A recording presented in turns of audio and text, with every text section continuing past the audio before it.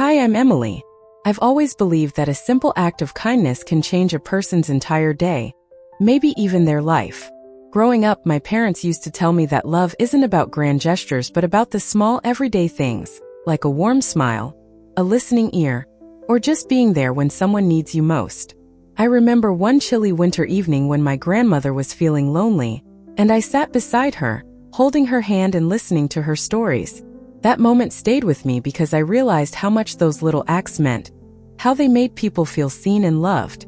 That's the foundation of everything I do now, believing in the power of genuine connection and kindness. With that belief in my heart, I decided to organize a special family gathering. I wanted us to set aside our busy lives and reconnect, to remind each other of the love and strength we share. It wasn't just about bringing everyone together. It was about creating memories, sharing laughter, and healing any small wounds that might have been hiding beneath the surface. I poured so much love into planning it, thinking about every detail, from the menu to the activities, hoping it would be a day that everyone would cherish. I imagined us sitting around the table, reminiscing about past adventures and making new ones. My hope was simple: that this gathering would be a reminder of how important family truly is, and that we could come out of it feeling more united than ever. I was genuinely excited, waking up each morning eager to see everyone's faces, to watch the kids run around, and to share stories that would make us all laugh until our sides hurt. I spent hours making sure everything was perfect, believing that love and effort could bridge any distance or disagreement. But even as I prepared, I noticed a few family members seemed less enthusiastic, less eager perhaps, or distracted by their own worries. Still, I held on to hope. I believed that love could soften even the coldest hearts, that the effort I was putting in would be enough to bring everyone closer. And now, I want to invite you to stay with me on this journey.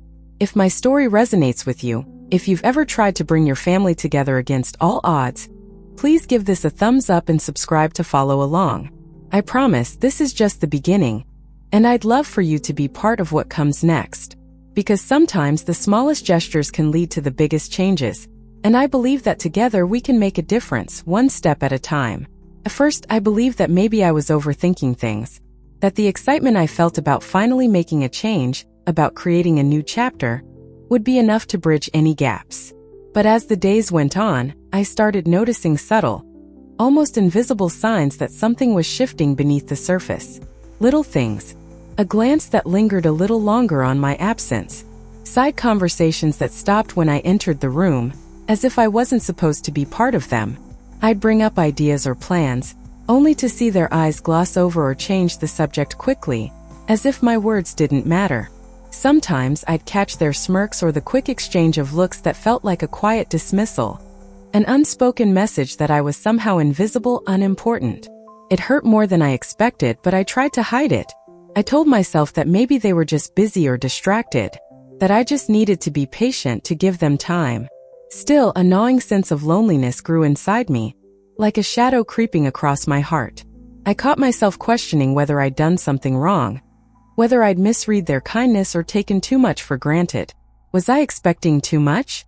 Did I really believe that family could change, that love could be enough to bridge the gaps that had formed over the years? And then came the sarcasm, a bitter whisper that cut through the silence. They would tease about how much effort I was putting into this move, how noble I was to want everything perfect. But I saw the way their eyes flicked away when I spoke about my plans, the way their tone carried a hint of mockery. It was as if they were laughing at my hope, at my innocence, at the idea that I believed in us still being close. I'd smile back, but inside I felt a crack forming. I wondered if they ever really cared or if I'd just been fooling myself all along. Sometimes I'd catch myself holding back tears, trying to suppress the ache of feeling so alone in this.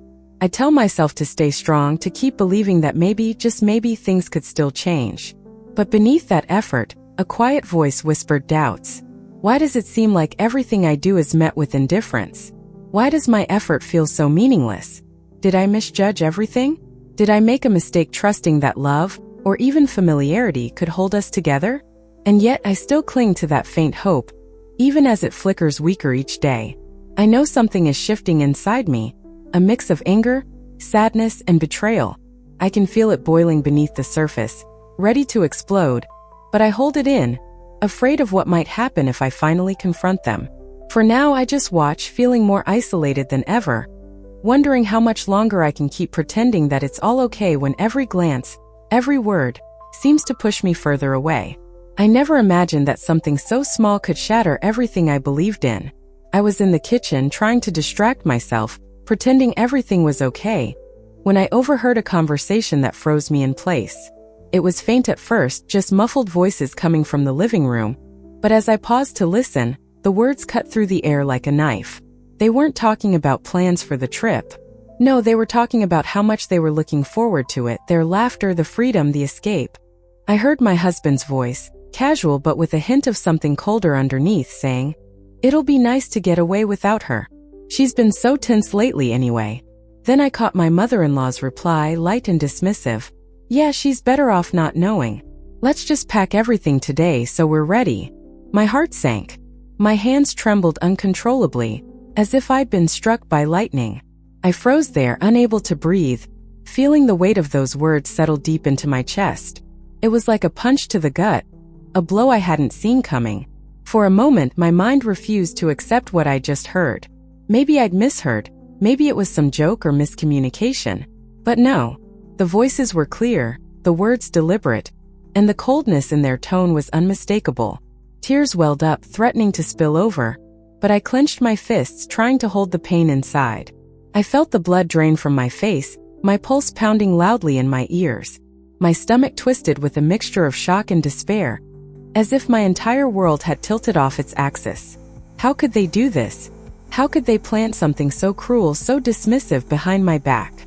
I wanted to scream, to run away, to erase the image of that conversation from my mind, but instead I silently backed away, retreating into the shadows of the hallway, clutching my chest as if holding myself together was the only thing keeping me from falling apart entirely. The room spun around me as I fought to process what I had just discovered. Hope, which had been flickering faintly in my heart, collapsed completely. It was replaced by a heavy weight of betrayal, a deep ache that nothing could soothe. I had been naive to believe that love and kindness could conquer all, that my efforts to connect could somehow change their indifference. Now I saw the truth clearly. They hadn't just been pretending to include me. They'd been planning my absence all along. The tears finally escaped, hot and relentless, blurring my vision as I sank to the floor, trembling and broken inside. I didn't want to confront anyone, didn't want to scream or demand answers. I just wanted to hide from the pain, to disappear into the silence that now surrounded me. Every hopeful thought I'd clung to, every moment I'd thought that maybe, just maybe, I was enough, shattered in that instant. What was left was a hollow ache that filled every corner of my being. The betrayal was so raw, so undeniable, that I could hardly breathe through it. I had trusted them, believed in their love, in the family I tried so hard to nurture. And now I saw the cruel truth. I was invisible to them, a ghost in their plans, someone they could discard and forget without a second thought. In that quiet, dark moment, I realized hope had turned into something bitter and cold. A reminder that sometimes, the ones we love the most can hurt us the deepest. And I wondered how I could ever rebuild what had been so fundamentally broken, knowing that the foundation of trust one once believed in was nothing but a fragile illusion. As I sit in the silence that follows the storm of betrayal, I realize I cannot afford to be consumed by the wreckage of what I thought was love and trust. The tears have dried and a strange calmness begins to settle over me, cold and precise.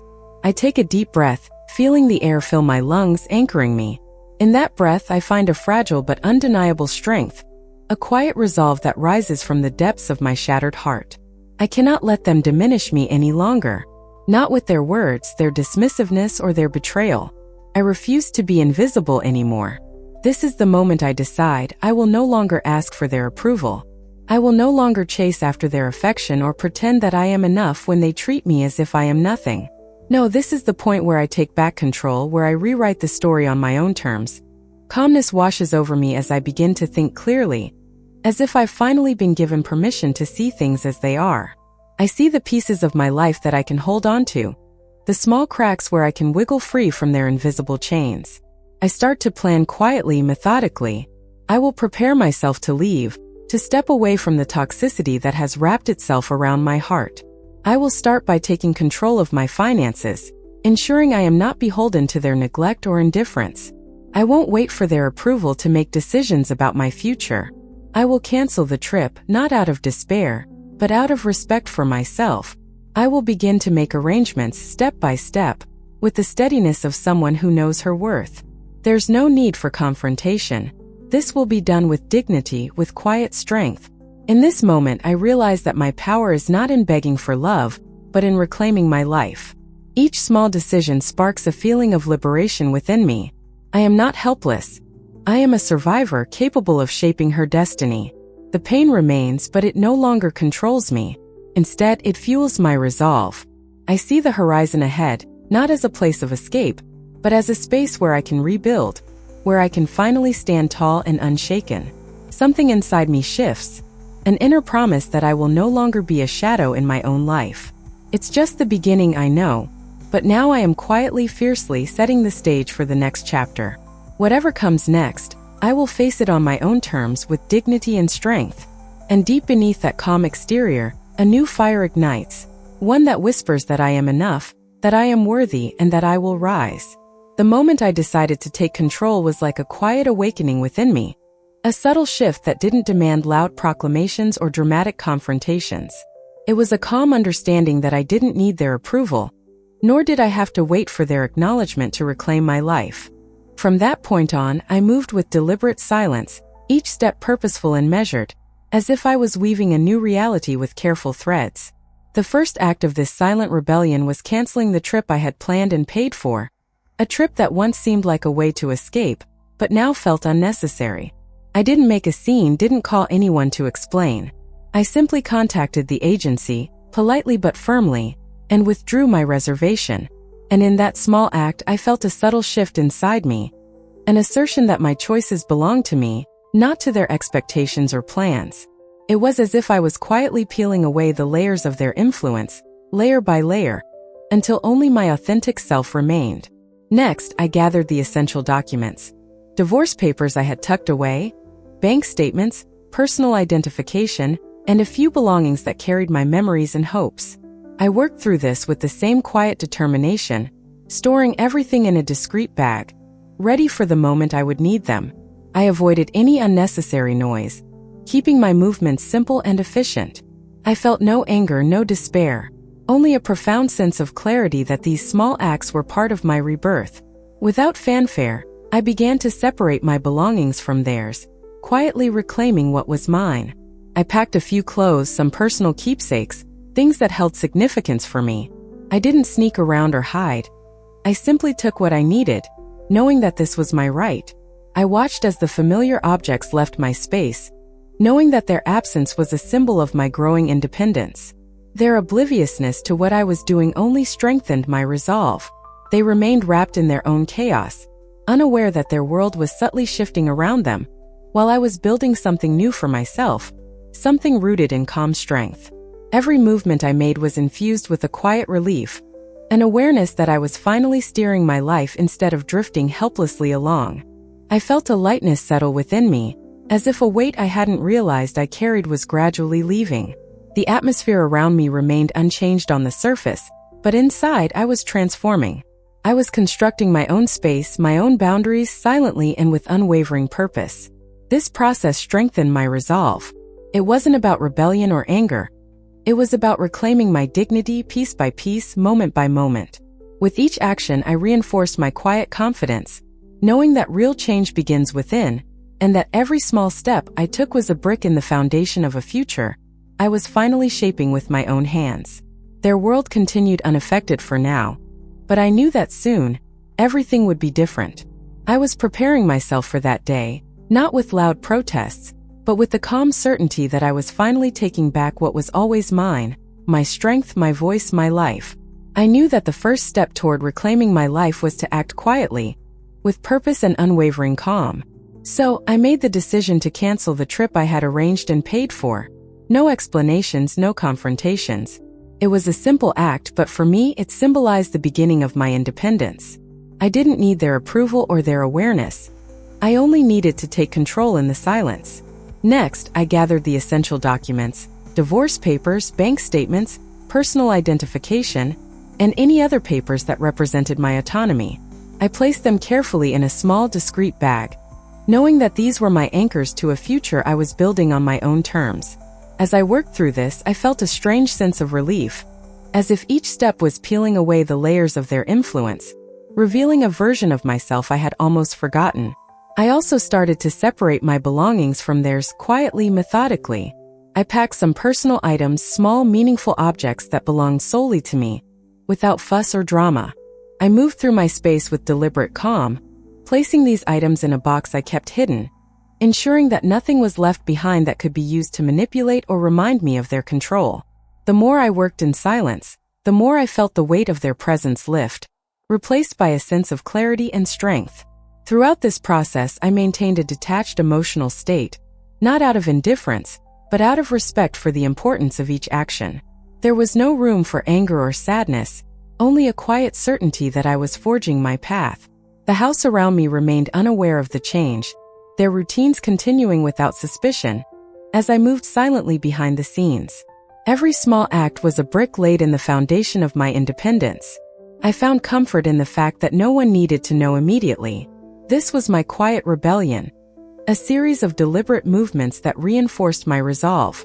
Every step was a reminder that I was capable of shaping my destiny, that my life was mine to control. It was a profound shift from feeling powerless to feeling anchored in my own strength. I did not need their validation or acknowledgement. I only needed my own conviction, and with each passing moment, I felt it grow stronger. In the stillness, I was building my future piece by piece with silent, unwavering resolve. I understood that true change didn't demand loud words or dramatic confrontations. It thrived in the space between actions, in the calm certainty that I was doing what I needed to do, silently yet irrevocably. And as I continued this quiet work, I felt a deep, unwavering hope rising within me, knowing that the next steps would come naturally from this foundation of calm strength I was establishing now. They thought that after everything, I would fall for their empty apologies or their desperate attempts to turn the tables. But I've learned to see through the lies, to recognize the manipulation for what it truly is. When they knocked on my door, their faces strained with guilt and shame, I felt a quiet, unwavering calm. They mumbled hollow words, apologies that sounded rehearsed, words meant to make me feel responsible for their own failures. It was as if they believed that, somehow, I owed them something I had already severed long ago. Their voices trembled with desperation, pleading for a second chance, begging me to forget the betrayals and pretend that nothing had changed. But I listened in silence. I saw the cracks in their words, the frantic glances, the shifting of their feet. I felt no anger, no regret, only clarity.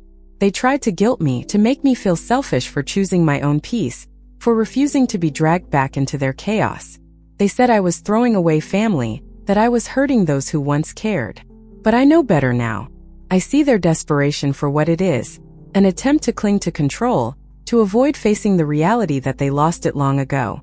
I don't feel responsible for their actions or their choices. I am no longer the person who used to seek approval in their eyes.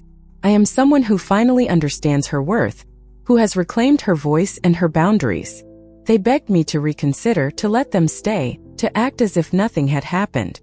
Their words became more pleading, almost frantic, as if their last hope was to manipulate me back into the old patterns. But I have no room for that anymore. My heart is steady, my mind clear. I know I am not responsible for their failures or their guilt. I am not here to fix what's broken in their lives anymore.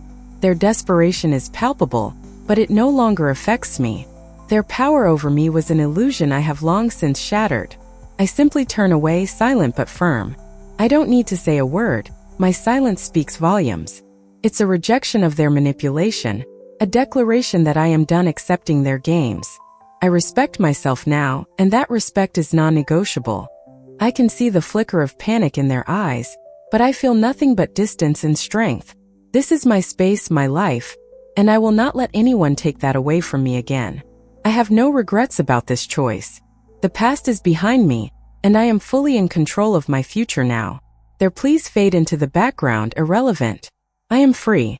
I am at peace. And I know with absolute certainty that I will never go back to the way things were. After everything I've been through, I finally feel a sense of peace settling inside me. It's as if a heavy weight has been lifted, and I'm standing on solid ground, finally able to breathe without the constant pressure of manipulation and betrayal hanging over me. I started to create a new daily routine, one that centers around me, my needs, my happiness. Mornings now begin with a quiet cup of coffee, watching the sunrise filter through my windows, a simple moment of calm before the day truly begins. I've found joy in small activities that are mine alone. Organizing my space, decorating it the way I want, filling it with things that make me smile. There's a certain satisfaction in reclaiming my environment, turning it into a sanctuary where I feel safe and truly myself. Taking care of my mind, body, and soul has become a priority. I go for walks in the mornings, feeling the cool air on my skin, reminding myself that I am alive, capable, and deserving of peace. I've started practicing mindfulness and carving out time for reflection, letting go of lingering doubts or guilt that once haunted me. My body feels stronger as I nourish it with good food and gentle movement. I realize how much I had neglected my own needs while trying to please others or fit into their expectations. Now, I listen to myself more honestly, respecting what I want and what I don't. There's a genuine joy in discovering what makes me happy without the influence or approval of anyone else. I make plans that excite me, small trips, new hobbies, quiet evenings with a good book. I celebrate these little victories, finally organizing my closet, setting boundaries that I never dared to before, feeling my confidence grow with each step I take. Every day, I remind myself that I am the author of my life now, free to choose my path without guilt or fear. The sense of autonomy is empowering. It's a quiet but profound affirmation that I am enough just as I am. There's a peaceful pride in this new chapter. I don't dwell on the past with bitterness or regret. Instead, I feel grateful for the lessons that pushed me to this point, grateful for the strength I found within myself. I no longer feel the need to seek validation from those who once tried to control or diminish me. Instead, I stand tall, knowing that I have built a life rooted in my own values, my own joy. Every day is an opportunity to nurture this newfound freedom, to enjoy my solitude, to embrace my independence, and to celebrate the simple, authentic happiness that comes from truly knowing and loving myself. As I stand here now, I realize just how much my life has expanded beyond mere survival. The weight of past betrayals and fears no longer holds me down. Instead, I find myself discovering new passions that fill my days with purpose and joy. I've started painting again, something I hadn't done in years, and I see how color and texture can speak words my voice sometimes cannot. It's astonishing how a simple brushstroke can bring a sense of calm I never knew I'd find. I've also become curious about writing, jotting down thoughts and small stories that remind me how much I've grown. These creative outlets aren't just hobbies. They're affirmations that I am capable of shaping my own happiness. Alongside these new interests, I've begun forming connections with people who genuinely inspire me. I've reconnected with old friends who radiate kindness and authenticity, and I've welcomed new faces into my life, people who support my growth without trying to control it. It's a different kind of friendship now, rooted in mutual respect and understanding. I no longer tolerate toxicity or manipulation. Instead, I seek out those who lift me up, who see me as whole and capable. Being around such authentic energy makes me realize how much I've been missing out on by clinging to the past's false assurances. Everyday moments have taken on a fresh meaning. I find joy in the simplest things: the warmth of morning sunlight on my face, the aroma of fresh coffee, a quiet walk in the park where I can breathe deeply and feel grateful. These small pleasures remind me that life isn't about grand achievements alone, but about savoring the present. I've learned to celebrate each step forward, no matter how small, and to appreciate the peace that comes with that acknowledgement. It's as if I've finally unlocked the ability to enjoy life without constantly looking over my shoulder or feeling guilty for choosing myself. I see myself differently now, no longer the person defined by past hardships or by the need to prove my strength. Instead, I recognize myself as someone whole, capable of creating a future that excites me.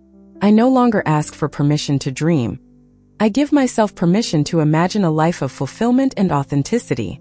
Every day feels like a fresh canvas, and I am the artist of my own happiness. My confidence has grown not from arrogance but from a quiet knowing that I am enough just as I am. There is an unspoken promise in this new chapter, that I will continue to grow, to seek out what makes me feel alive, and to build a life rooted in kindness, self-respect, and hope. I am no longer waiting for the perfect moment. I am creating it, one small, meaningful step at a time. And as I look ahead, I feel a gentle excitement for all the possibilities still to come, knowing that I am finally living a life aligned with my true self. Looking back on everything I've been through, I realize how much I've changed, not just on the surface but deep inside. I used to carry so much weight of judgment, resentment, and fear. I remember feeling trapped by circumstances and by my own doubts, convinced I couldn't find a way out. But somehow I found the strength to step away from those old beliefs, to rewrite my story in a way that honors my true self. It wasn't easy, and there were moments when I doubted whether I could really do it. But every small act of courage, every moment of choosing myself over the noise around me, built up into a powerful sense of freedom I never knew was possible. Today I stand here with a heart full of gratitude, not just for the victories, but for the lessons I learned along the way. I've let go of resentment and replaced it with compassion, especially for the version of me who once felt so lost. I feel no bitterness for those who refused to help me or for the pain I endured. Instead, I see it as part of what shaped me into who I am now. Resilient, self-aware, and capable of creating a life based on my own values. And I am excited about what still lies ahead. My heart isn't fixed on a specific destination. It's open to endless possibilities. I dream of more moments of genuine connection, of continuing to nurture my passions, and of waking up each day with a sense of purpose that feels right for me. I know that the future isn't something I need to chase or fear. It's something I get to co-create, one choice at a time. I've learned that peace and happiness come from within, from accepting myself fully and trusting that I am enough just as I am. So I walk forward with an open heart, knowing that life is always offering new lessons, new joys, and new opportunities for growth. My story doesn't end here. It simply continues, richer and more vibrant with each passing day. And if I could leave you with one thought, it's this. No matter where you are right now or what challenges you face, believe that you have the power to change your story. Trust in yourself, be gentle with your journey, and remember that it's never too late to start fresh. Thank you for listening, for sharing this space with me. If my story resonated with you, I invite you to leave a like, subscribe to this channel for more stories of transformation, and consider supporting through the Super Thanks feature if you feel inspired. Your presence means the world to me, and together, I believe we can all find the courage to live authentically and love ourselves more deeply. Because in the end, our stories are ours to tell, and the best chapters are still waiting to be written.